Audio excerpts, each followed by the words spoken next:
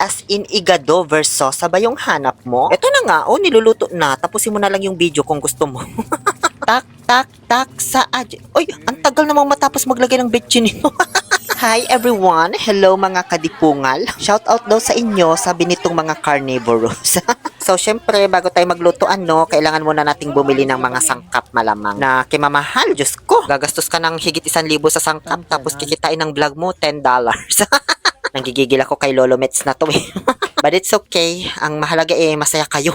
Bali 3 kilong karne ng baboy na may kasamang buto yung binili ko. 350 isang kilo. Tapos 1.5 kilong lamang loob ng baboy. Mga atay, kidney, baga, bituka, ganun. Tig 200 naman isang kilo. Habang tinitugtog na ng kapatid ko yung carnivorous at hinihiwa naman na ng nanay ko yung inlunoy or pinakuluan ng mga lamang loob. Sinimulan ko naman ng mag-ubak at maggalip ng tatatas at carrots. Tig kilo naman yan. So gulay pa lang, total 1 kilo na. Sinasabi ko na sa inyo yung timbang ng mga niluluto ko para alam nyo kung gaano karami ito. Baka sitahin na naman ako sa mga ilalagay kong condiments.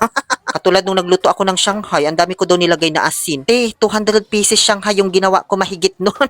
Anong gusto mo? Pinch of salt lang ilagay ko.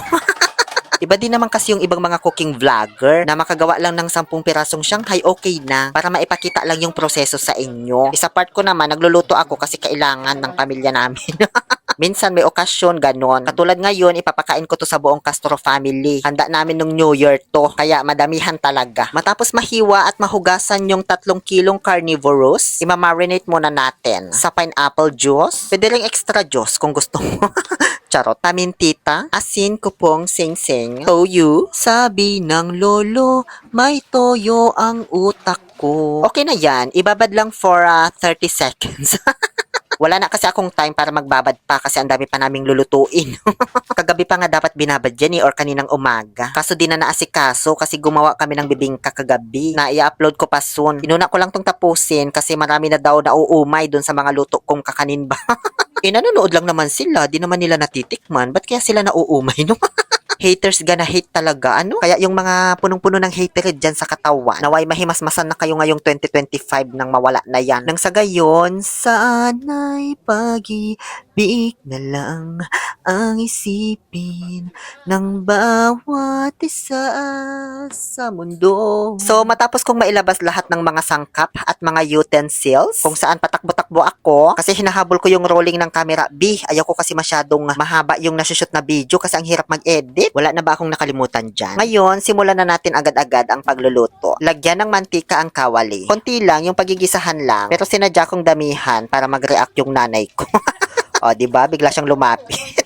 Ilagay ang bawang at sibuyas. Pagsabayin na. Mas gusto ko kasi yung pinagsasabay. Dahil sa panahon ngayon, tanghali na lang ang tapat. Wala daw luya ang igado. So, wag nyong lagyan. Pagkatapos ay ilaglag na ang carnivorous na binabad nang naaayon sa oras na pwede mong ilaan sa kanya. Kung di ka masyadong nagmamadali, di ibabad mo ng matagal. Nagkamali ako dito, dapat inuuna daw palang igisa yung lamang loob para mawala yung amoy kasi maamoy yung mga lamang loob, diba? So, habang ginigisa ko yung karne, kasi magtutubig pa naman yan kaya matagal-tagal pa, pinrito ko na lang muna dito sa may kabilang ibayo yung patatas at carrots. Bali, pahapyaw lang naman na prito, hindi naman siya pritong-prito na para kang kakain ng potato fries.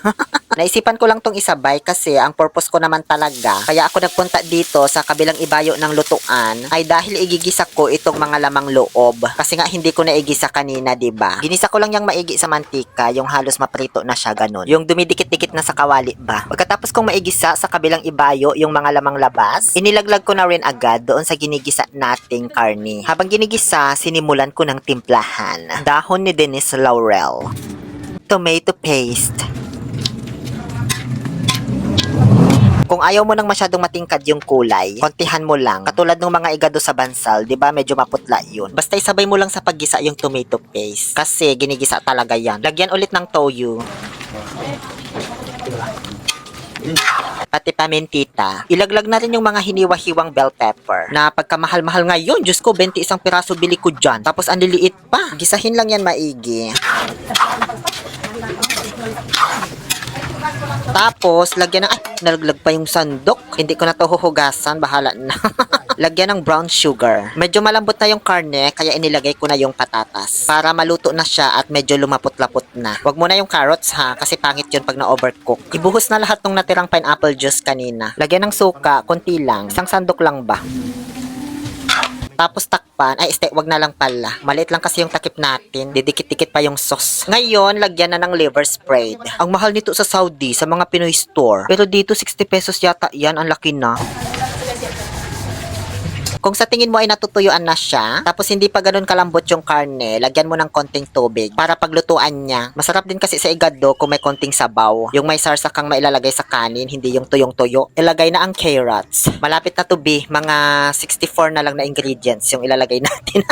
Charot. Lagyan ng Vetchini Valderrama, optional, due to stigma. Lagyan din ng Nor cubes kung gusto mo. Kung okay na yung ganyan na kulay sa'yo, wag mo nang lalagyan ng toyo at tomato paste. Pero kung natatabangan ka pa sa timpla, lagyan mo na lang ng konting asin nang naaayon sa iyong panlasa para hindi na mabago yung kulay. And last but not the least, ilagay na po ang garbanzos or chickpeas in English, hummus in Arabic. 2 lata dapat yan. Kaso, mushroom yung isang naiabot ng tindera. Mali yung nadampot niya. Napansin ko na lang nung ilalagay ko na dito. Tikman ko na nga. Baka di ko na tumatikman mamaya eh. Perfect. First time ko lang magluto nito. Kaya may nagko-coaching sa akin dito yung hipag ko. At nakuha ko naman yung lasang hinahanap ko. So, ayan na po ang ating finished product na igado versus. Kaya ano pang inaantay mo? Gawa ka na rin. Kung nasa Pinas ka, wag mo nang lagyan ng bell pepper. Mabibisit ka lang sa presyo.